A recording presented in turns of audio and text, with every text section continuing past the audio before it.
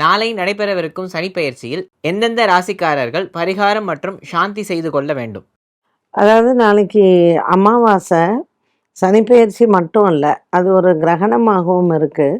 So நான் ஏற்கனவே சொன்னேன், இன்றைக்கி ஏதாவது குழந்தைங்கள்லாம் பிறந்தது, நாளைக்கு குழந்தைங்க பிறக்கிறது, நாளன்னைக்கு பிறக்கிறது, இந்த 3 நாள் இந்த வெள்ளி சனி ஞாயிறு இதெல்லாமே நம்ம வந்து பரிகாரங்கள் செய்ய வேண்டியது தான்.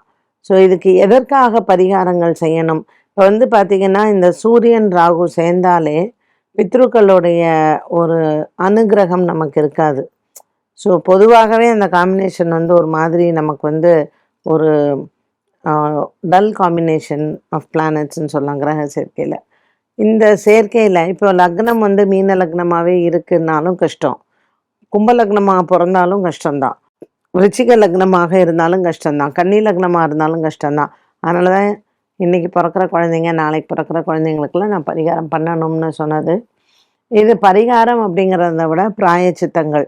நீங்கள் எந்த ராசியாக வேணாலும் இருங்க, ஆனால் இன்றும் நாளையும், இப்போ நாளைக்கு வந்து பார்த்திங்கன்னா நமக்கு வர சனிப்பெயர்ச்சி ஒரு டைமு, இந்த கிரகண நேரம் அப்படிங்கிறது ஒரு டைம். ஸோ அதுக்கும் இதுக்கும் சம்மந்தம் இல்லாமல் தான் இருக்குது. பட் ஸ்டில் பிராயச்சித்தங்கள் அப்படின்னு சொல்லும் பொழுது குலதெய்வத்தை போய் பிரார்த்தனை பண்ணுறது, ஒரு பொங்கல் வைக்கணுன்னா வச்சு அதை அன்னதானமாக கொடுக்கறது, வஸ்திர தானம் பண்ணுது, பசுமாடுகளுக்கு போய் உணவளிக்கிறது, ஸோ இந்த மாதிரி ஏதாவது தர்ம காரியங்கள் செய்கிறது நல்லது. அது என்ன பண்ணால் உங்களுக்கு கன்வீனியண்ட்டாக இருக்கும் அப்படிங்கிறதையும் பார்த்துக்கோங்க. மெயினாக தானியங்கள் நிறைய தானம் பண்ணணும். அரிசி, பருப்பு, எண்ணெய், தாவர வகைகள், எவ்வளோக்கு எவ்வளோ தானியங்கள் தானம் பண்ணுறீங்களோ அவ்வளோக்கு அவ்வளோ நமக்கு அந்த புண்ணிய பலம் வந்து சேரும்.